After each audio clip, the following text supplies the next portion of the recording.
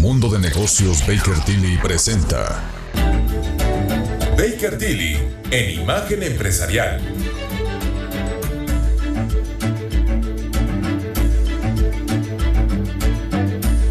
Ya son las 6 de la mañana con 32 minutos, esto es Imagen Empresarial y está conmigo esta mañana aquí en el estudio Fernando Castillo, él es socio de impuestos en Baker Tilly.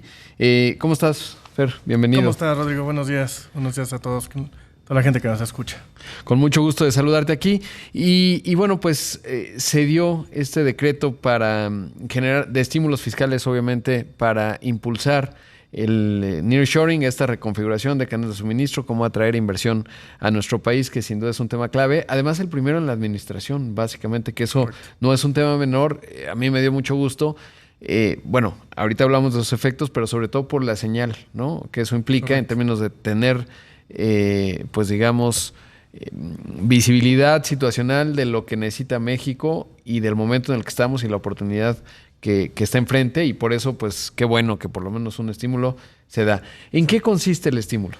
Pues mira, básicamente lo que hace, Rodrigo, es otorgar a los contribuyentes, básicamente personas morales y aquellas personas físicas que hagan actividades empresariales y que exporten, solamente es para exportación, ojo, eso es muy importante.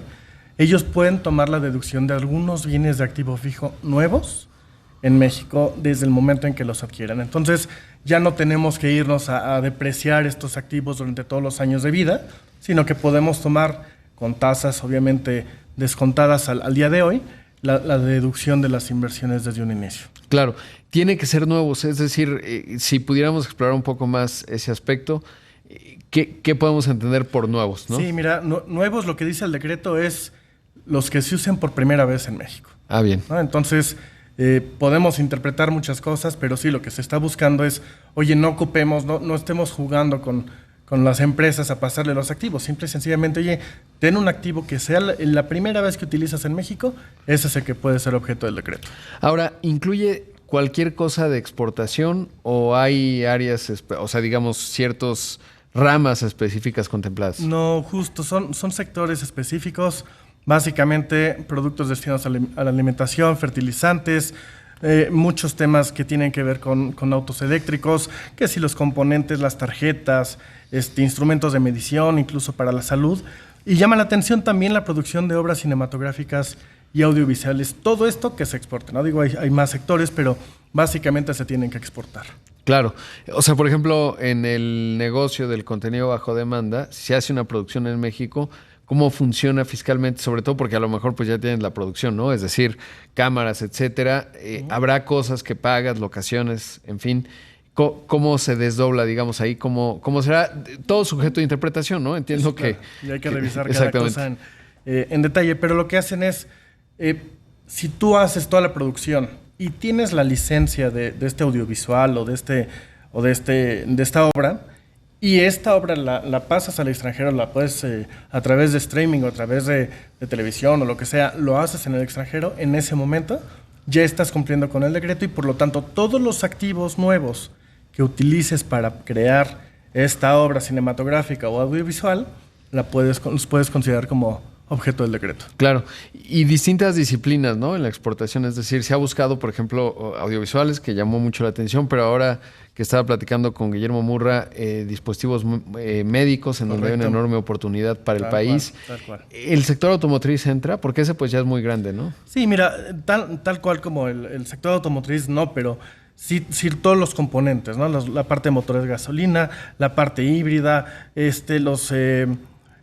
todo lo que son las bobinas, transformadores, resistores, todo lo que tiene que ver con la parte de la industria automotriz es parte de lo que tiene en el decreto. Ahora, ¿la construcción de una planta cuenta como activo fijo? ¿No? ¿Cómo se toma? Sí, también puede utilizarse. Evidentemente hay que ver qué componentes de la planta, qué parte de la planta. Lo que sí es importante es que puedas identificar el activo, ¿no? O sea, claro.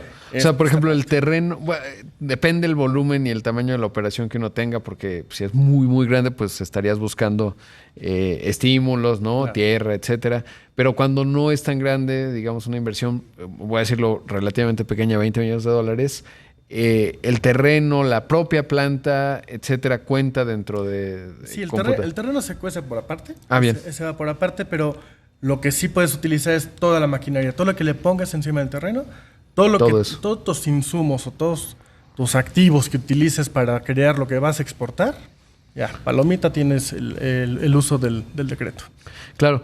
Y en ese contexto, ¿cuál es la temporalidad? Que me parece también es importante, ¿no? Porque tiene una temporalidad, eso genera sentido de urgencia, porque si hace ad infinitum, pues las decisiones no se toman, ¿no? La idea de esto es atraer inversión. Sí, no, mira, la temporalidad es 2023-2024.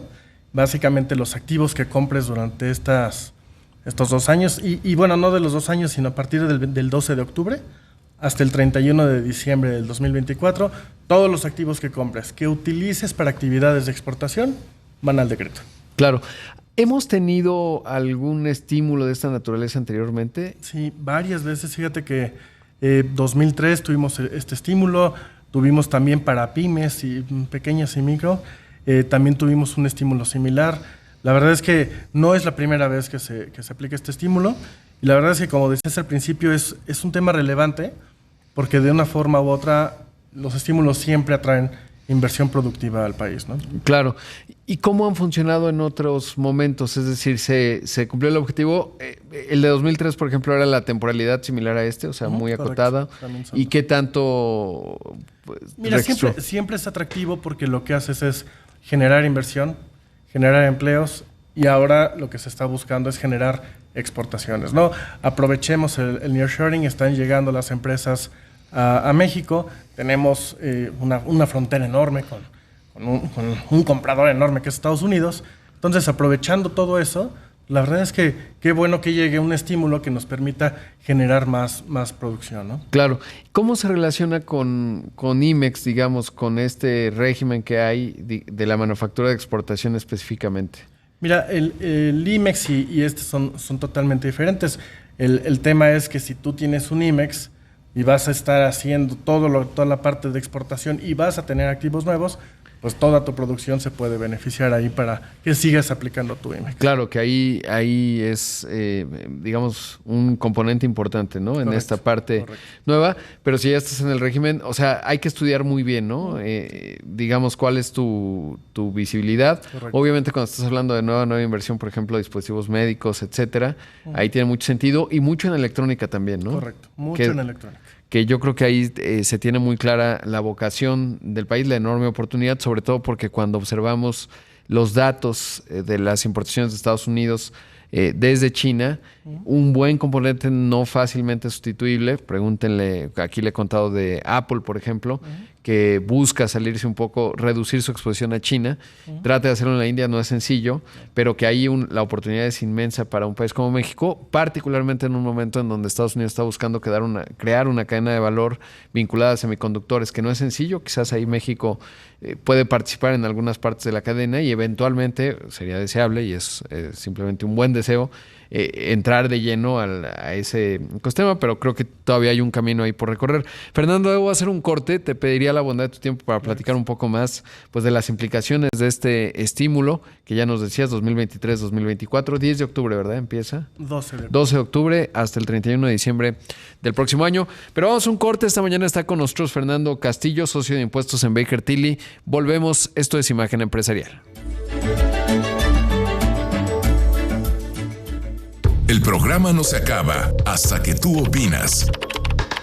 Escríbenos en @Roadpack. En un momento regresamos en Imagen Empresarial, Inteligencia de Negocios. Estamos de regreso con Rodrigo Pacheco en Imagen Empresarial, Inteligencia de Negocios.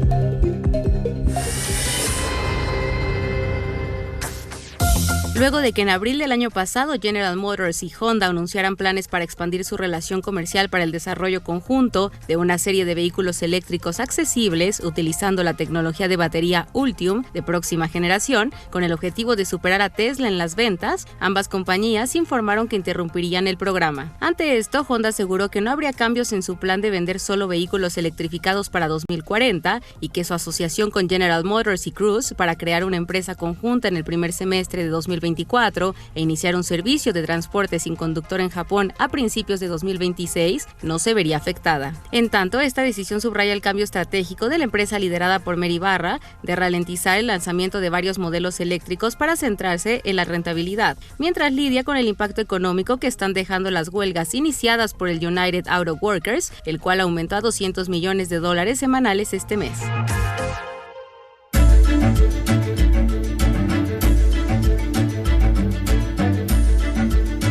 Son las 6 de la mañana con 45 minutos. Esto es Imagen Empresarial. Esta mañana está aquí en el estudio Fernando Castillo, el socio de impuestos en Baker Tilly. Estamos hablando del paquete de estímulos fiscales vinculados al nearshoring. Y hay un componente bien importante, Fernando, que lo hablábamos ahorita fuera del aire, que es la parte de capacitación, nada menor, porque justo hace rato que mencionaba el tema de los semiconductores. La parte más, o sea, ¿por qué, por ejemplo, Apple no ha podido trasladar su producción de iPhones con éxito? Sí ha hecho algo, pero muy poco, a la India, porque te falta toda la cadena de valor, pero sobre todo la especialización. Hay unos que ponen mini tornillo, o sea, hay mucho valor en el capital humano, es decir, en las personas, pero sobre todo en la sofisticación y capacitación, y se vio en el decreto, que yo creo que eso es positivo. Sí, yo creo que ese es un tema súper relevante, Rodrigo, porque la gente es la que trabaja, ¿no? O sea, sí tenemos innovación, sí tenemos tecnología, pero la gente necesita estar ahí, ¿no? Y entonces el decreto, el hecho de que tengamos un decreto de beneficios que atrae o que busca atraer inversión productiva, bueno, también necesitamos especialización en la gente. Y lo que hace el decreto es otorgar un estímulo del 25%, equivalente al 25%, a la capacitación que le vayan dando a las personas involucradas en las actividades de exportación. Entonces, no solamente nos quedamos con el activo que podemos deducir de forma inmediata, sino también la parte de la capacitación de la gente enfocada en estas actividades. Claro, y supongo yo que la contratación, ¿no? Porque obviamente mucho está centrado en inversión nueva, en que vengan empresas que no están en México y las que ya están, que se amplían operaciones y, bueno, haciendo el estudio, consultando a los expertos como ustedes, pero en la contratación pues viene de por medio de la capacitación, ¿no? Y entonces podrías decir es un estímulo, digamos, también directo a la contratación, aunque si ya tienes trabajadores puede aplicar. Sí, si ya tienes trabajadores puede aplicar. Lo que creo que va a terminar saliendo aquí, si las cosas salen como se busca en el decreto, es, oye, voy a tener inversión productiva, más, va a venir nuevas empresas, voy a generar más fuentes de empleo, y no solo eso, sino que ese empleo va a ser un empleo especializado, ¿no? Entonces, ya no es solamente la parte más sencilla del trabajo, sino que se va a hacer mucho más especializado, lo que va a generar un ingreso mejor para los trabajadores. Claro. Y hay que decir también que es cierto, las empresas, cuando uno platica con ellas, pues te dicen, oye, también lo que más me necesito es Estado de Derecho, ¿no? El abasto de energía de todo tipo, certeza jurídica, etcétera. Pero, digamos, creo que el hecho de que tengamos esos retos todavía en el país, diferenciado por geografías y por estados, claro, pues abona mucho el hecho de que se haya dado el decreto, porque como decía al principio, pues te habla del diagnóstico, la visión que hay del país, que finalmente de repente puede haber mucho ruido, pero este tipo de acciones concretas que tiene un impacto desde el punto de vista fiscal, habla de la priorización que se le da, ¿no? Y que por lo menos se está viendo que esta es una parte importante. Sí, coincido. Creo que tenemos muchos pendientes en el país, muchos. Pero bueno, digamos, uno menos. Exacto. ¿No? O sea, vamos abonando. Exactamente. ¿No? Justo así lo veo. ¿Cuál es tu expectativa? ¿Qué estás registrando en términos de interés? ¿Ya se ve, se está estudiando y luego ya lo veremos? ¿Cómo estimas el ciclo? No, yo creo que el ciclo lo vamos a ver hacia el año que entra. Ahorita estamos prácticamente cerrando 2023, la gente tiene que empezar a hacer sus inversiones, tiene que planear. Yo creo que esto va a tener un tiempo, no inmediato, pero sí deberemos ver. Supondría yo que esto lo vamos a ver sobre todo prácticamente en la última parte del próximo año. ¿Por qué? Porque tienen que ser presupuestos, ¿no? Claro. O sea, no es que dices, sí, Isaac, vamos a hacerlo. Vamos a comprar. Exacto, en 2 meses, ¿no? Son planeaciones grandes, claro, investigación profunda de cómo, cuándo, cómo me beneficia, etcétera, condiciones, lugares, etcétera. Y entonces, pues como suele ocurrir, será en la última fase, digamos, de los beneficios del decreto, correcto, considerando además, bueno, pues todo lo que viene de ruido político, etcétera, que para algunos será importante observar en términos de las condiciones del país, y me parece que es un tema fundamental fundamental. Y brevemente, Fernando, nos tienes una invitación, hoy tiene un evento. Sí, Rodrigo, muchas gracias. La verdad es que queremos invitar a todos a que nos acompañen el día de hoy en el Digital Day de Baker Tilly. Básicamente lo que vamos a hacer es platicar con expertos en innovación, en transformación digital, en tecnología, quienes nos van a ayudar a ir liderando, ¿no?, todo lo que es la parte de digitalización. Estamos en una revolución que no podemos negar. Entonces, la verdad es que nosotros en Baker Tilly lo que hicimos es preparar este día para todos ustedes, que nos acompañen y que platiquemos de tecnología, ¿no? La inscripción la pueden hacer en bakertillyday.com. Es el día de hoy, a partir de las 8 de la mañana. Y bueno, pues más información la podemos encontrar en nuestras redes sociales, LinkedIn, Facebook, YouTube, X, todos con Baker Tilly México. Y en nuestra oficina virtual en bakertilly.mx. Pues gracias por estar aquí, un tema clave y que iremos comentando seguramente a lo largo de los meses y el próximo año, por supuesto, porque claro, hay mucho que ir viendo justamente en este ciclo cómo se desdobla. Gracias por estar aquí. Gracias a ti. Ahí escuchamos y vimos a Fernando Castillo, el socio de impuestos en Baker Tilly México.